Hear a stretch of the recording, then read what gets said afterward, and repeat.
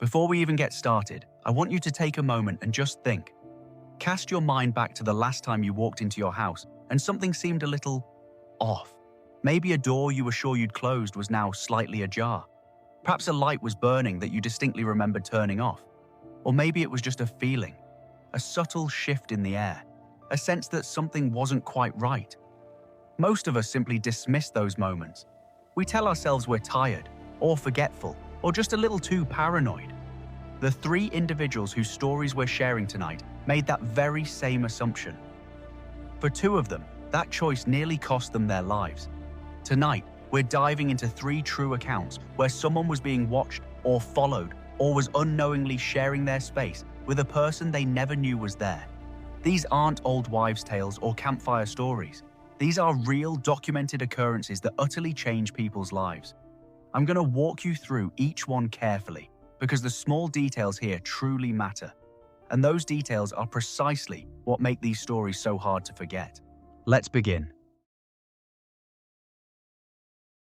The night of June 7th, 2014, seemed like any other quiet Saturday night in Bel Air, California. The streets were hushed, the homes tucked away behind gates and fences. The sort of neighborhood where people pay a great deal for that comforting sense of security. Sandra Bullock had just gotten home around 1 a.m. after a long day. She was by herself. Her young son, Louis, was asleep in a separate apartment on the property, close by but not near enough to hear what was about to unfold. She went upstairs, took a shower, and started to unwind, as you do at the end of a long week. There was no reason for her to suspect anyone else was there. Her property was secured with gates, fences, and various other measures. She believed she was safe. Then, the banging started. At first, she thought the noise was coming from her workout room. She'd left the windows open in there, so maybe something had simply blown over. She tried to ignore it, to lull herself back to sleep, but the sounds didn't stop. They grew louder, and they were moving. Bullock later described the moment she realized something was truly wrong as a slow, chilling certainty. Years later, she recalled telling the Red Table Talk, "This doesn't end well." She had seen enough true crime stories to recognize that feeling. She got up quietly, crept to her bedroom door, and opened it just a crack. That's when she saw him. A man, dressed in dark clothes. He was walking past her bedroom door, heading toward the staircase that led to her upper floor. She didn't scream. She didn't run. In a span of perhaps 2 seconds, she made a choice that very likely saved her life. She pulled the door shut, locked it, and dialed 911. Then she retreated into her closet and stayed there, whispering to the dispatcher, relaying the property's gate codes to the police, remaining on the line for nearly 15 minutes while a stranger roamed her house. Court records later revealed the unsettling nature of those 15 minutes. Bullock, though calm, was clearly trembling. She thanked the 911 dispatcher 10 different times during the call. She gave precise instructions, never losing her composure, even when she heard movement within the house. When the police finally arrived and entered the property, they found the man on an upper floor. He didn't try to flee or resist. He simply called out her name. "Sandy," he said. "Sandy, I'm sorry. Please don't press charges." His name was Joshua James Corbett. He was 39 years old. What investigators uncovered in the hours and days following his arrest painted a picture far more disturbing than a random break-in. Corbett hadn't just stumbled onto the property that night. Surveillance footage reviewed after his arrest showed him standing outside her gates on each of the 3 days leading up to the break-in. He had been watching, learning her schedule, waiting. When police arrested him, he had a notebook on him. Inside were 25 pages of writings about Sandra Bullock, about their imagined life together, about her son, whom he referred to as his own child. He signed letters to her as her husband. There was also a letter he had written the day before he entered the house. Part of it read, "You could have had me today. However, you chose other people over me. I'll be around as you know." He made note of the gates at her property. He expressed a hope that one day she would open them to him, and he signed off as her husband by the law of God. At the time of the break-in, he had 8 firearms registered in his name. In court, Corbett's attorneys portrayed him as a troubled man, not inherently violent.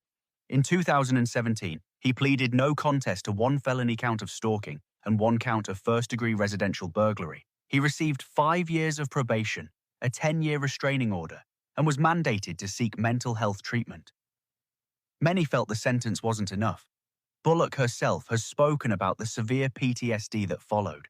She described feeling like she was unraveling. She began trauma therapy to try to process the experience, stating she was never quite the same after that night. In 2018, Corbett died by suicide after a standoff with police at his own home. No shots were fired during the standoff itself. What lingered with investigators, and what still makes this case so profoundly unsettling, is the sheer level of detail. Corbett wasn't merely obsessed with a celebrity. He had constructed an entire alternate reality around Sandra Bullock, one where they were married, where her son was his, where she belonged to him by the law of God. He wasn't confused about the basic facts of reality in the way a clearly psychotic person might be. He knew where she lived. He knew her schedule. He planned. He had been watching for days before he ever stepped foot in that house. If the Sandra Bullock case illustrates what obsession looks like when it's caught in time, this next case reveals what can happen when those early warnings are ignored for 4 agonizing years. In April of 1984, Laura Black was 22 years old.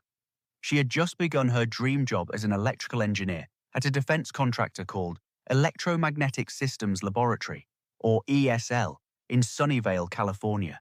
It was a position she had worked towards for years. She was thrilled, excelled at her work, and had a bright future stretching out before her. Then she met Richard Farley. Farley was 35, a software technician who had been with the company for 9 years. By his own later admission, he claimed he fell in love with Laura Black at first sight. He described it as something that simply happened to him beyond his control. He started leaving small gifts on her desk, cards, homemade baked goods. He asked her out repeatedly. She declined every single time. Laura Black tried to manage the situation appropriately. She was polite but firm, striving to keep things professional. She didn't want to embarrass him. She just wanted him to stop. He did not stop. Farley began calling her desk phone multiple times a day. He discovered which aerobics class she attended after work and started showing up there. He managed to obtain her home address by giving false information to the Human Resources Department, pretending he needed to send her something work-related. Armed with her address, he began driving past her house. He also befriended members of the building's custodial staff, convincing them to let him copy her desk keys. With those keys, he went through her files, her personal belongings. He read things about her that she would never have chosen to share. In his twisted mind, he believed this brought them closer. Over the next 4 years, Farley sent Laura Black somewhere between 150 and 200 letters. She changed her home address 3 times during that period. He found her every single time. She filed reports. She informed her employer. ESL, to their credit, did try to intervene. They ordered Farley to attend psychological counseling sessions in 1985. The stalking continued throughout the sessions. By 1986, he was threatening other co-workers, and the company finally fired him. He simply found another job at a rival company nearby and kept going. By early 1988, Laura Black had endured 4 years of this relentless harassment. She was utterly exhausted, terrified, and running out of options. On February 2nd of that year, she filed for a temporary restraining order against Richard Farley. It was granted the same day, with a court date set for February 17th to decide if it should be made permanent. Farley's immediate response to the restraining order was to buy a shotgun. He purchased it on February 9th, just 1 week before the court date. Then he bought more weapons, then ammunition. He even went to a shooting range to practice. He put his affairs in order. On February 9th, he also left a package at the office of Laura Black's attorney. It contained photographs he claimed showed the two of them on dates, a garage door opener he insisted belonged to her home, and hotel receipts he said proved they had a relationship. All of it was fabricated. The attorney dismissed it immediately. Farley knew the restraining order was going to be made permanent. He knew Laura Black was never going to be with him. He had spent 4 years building an entire world around a person who had made her feelings perfectly clear from the very beginning, and that world was now crumbling around him. He decided what he would do about it. The day before the court hearing, February 16th, Richard Farley drove his motorhome to the parking lot of ESL's building in Sunnyvale. He later claimed he was waiting for Laura Black to leave so he could convince her to drop the restraining order. If she refused, he planned to kill himself in front of her. At approximately 3 in the afternoon, he put on an ammunition vest, loaded a 12-gauge shotgun, gathered a collection of other firearms and over 1,000 rounds of ammunition, and walked toward the building. He shot through the glass of a side door to get inside. He fired at employees he passed in the hallway as he made his way toward Laura Black's office on the second floor. He killed people who had absolutely nothing to do with his obsession. People who had simply gotten up that morning, had coffee, kissed their families goodbye, and gone to work. 7 people died that day. 4 others were wounded, including Laura Black, who was shot in the shoulder. She survived. The standoff with police lasted for hours. It finally ended when a negotiator managed to convince Farley to surrender in exchange for a sandwich and a soda. At trial, Farley admitted to the killings but pleaded not guilty, claiming he hadn't planned to kill anyone. He said he only meant to get Laura Black's attention, or to die in front of her. The jury did not accept that argument. On October the 21st, 1991, he was found guilty on 7 counts of first-degree murder and sentenced to death. That sentence was upheld by the California Supreme Court in 2009. As recently as March 2025, a judge ruled the sentence would remain in place after hearing victim testimony. Laura Black has spoken publicly about the 4 years of terror that preceded that day. She said she truly tried to ignore him, but remained cordial. She reported it. She did everything she was supposed to do. The system, however, was slow, and people paid for that slowness with their lives. In the years following the massacre, California passed the country's first anti-stalking law. Other states soon followed suit. The case of Richard Farley and Laura Black is, in a very direct and tragic way, the very reason those laws now exist. 7 people who should be alive today are not. Because a man who was told no, who was fired, who was served with a restraining order, decided that none of that mattered. The first 2 cases we discussed involved stalkers who watched from the outside, but this one is different. This case involves a teenage girl who for weeks kept hearing strange noises in her house, knocking from inside the walls, food vanishing from the kitchen, the television changing channels on its own when she left the room, items in her bedroom being moved when no one had been in there. She told her father. He, in turn, told her she was imagining things, that she was still grieving. Her mother had died of cancer not long before, and he thought perhaps her mind was filling the silence with something to explain the emptiness. That's what he truly believed. He was wrong. There was someone living inside the walls of their house. The Bowen family lived at 93 Lawrence Street in Pepperell, Massachusetts. Frank Bowen was a single father, raising his daughters Tina and Karen after the death of their mother. Their house was large, a colonial-style home, the kind with narrow passages nestled between the inner walls and the outer foundation, spaces no normal person would ever think to look. In the fall of 1986, Tina Bowen, who was 15 years old, had gone on a single date with a boy from school named Daniel LaPlante. He had called the family home first, speaking to both Tina and her younger sister Karen over the phone. He described himself as blonde, athletic, and outgoing. When he finally showed up at the door, he was none of those things. He appeared greasy, unkempt, and almost immediately began asking Tina unsettling questions about her deceased mother. She managed to extricate herself from the date after about an hour and made sure not to pursue anything further. When she returned to school, other students informed her that LaPlante was facing separate legal charges. She cut off contact completely. That, as far as she was concerned, was the end of it. It was not the end of it. Over the weeks that followed, the Bowen daughters started noticing things that simply didn't make sense. Objects in their rooms were in different positions than where they'd left them. Strange sounds drifted through the house at night. The television would be on when they came home, even though no one had been there to turn it on. Then the messages began to appear, written in ketchup and mayonnaise on the walls of Tina's bedroom. "Marry me. I'm in your room. Come and find me." A knife was discovered stabbed directly through a family portrait hanging on the wall. Frank Bowen still clung to the belief that his daughters were playing tricks on each other. He simply couldn't wrap his mind around the alternative, because the alternative meant that someone had been inside his home, in the very rooms where his daughters slept, and he hadn't known. That alternative was precisely what was happening. Daniel LaPlante, utilizing skills he had honed over years of breaking into neighbors' homes in Townsend, had found a way inside the Bowen house and discovered a network of narrow spaces within the walls.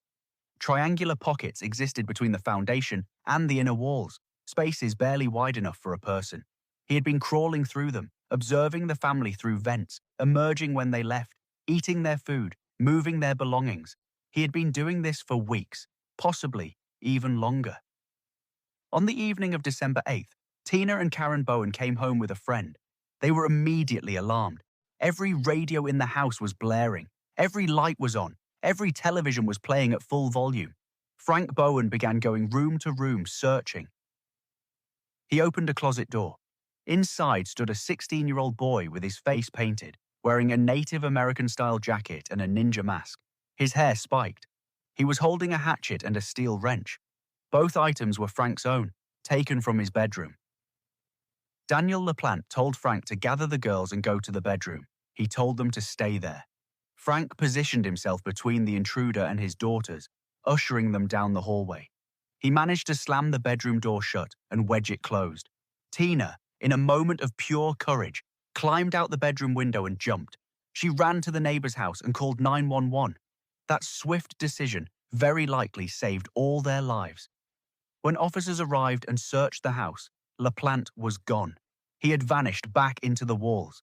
2 days later, Frank returned to the house to collect some belongings for his family, who had been staying at a hotel.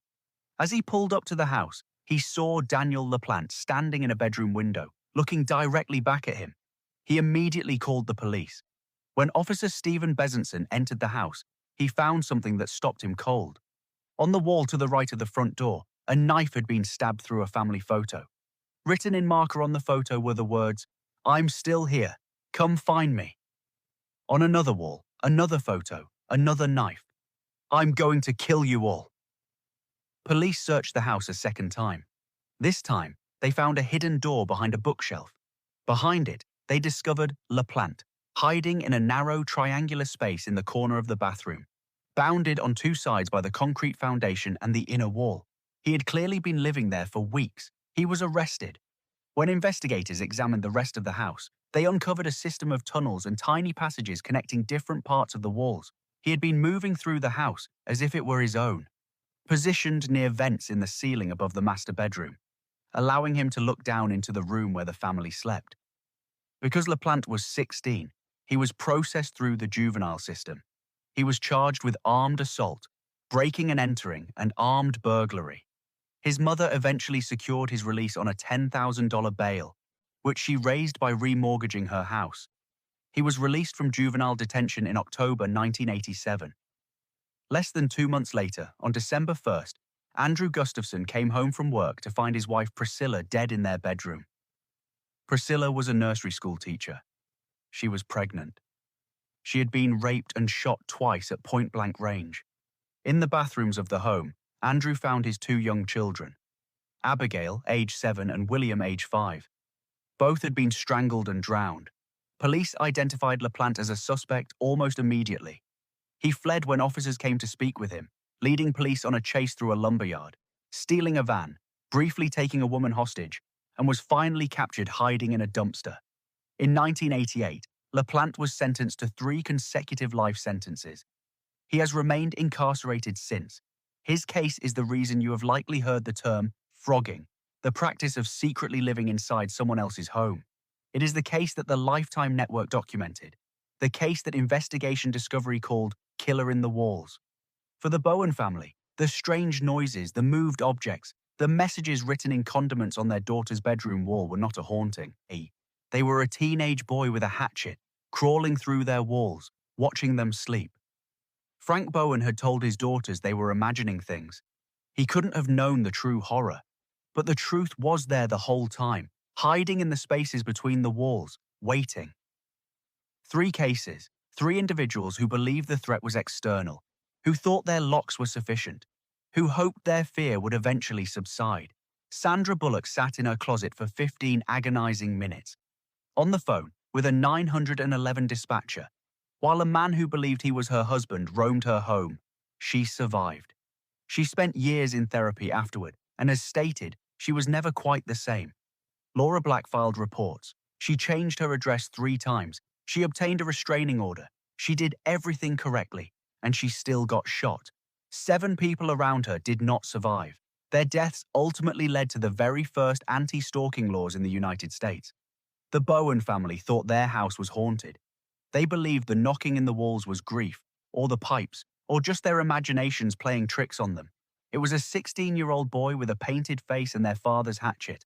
A boy who would go on to murder a pregnant woman and her children just 11 months after he was finally caught. I don't recount these stories to simply frighten you. I tell them because they happen to real people who didn't see it coming until it was almost too late. And sometimes, the most crucial thing you can do is to simply take that feeling seriously. The door that was open when you swore you left it closed.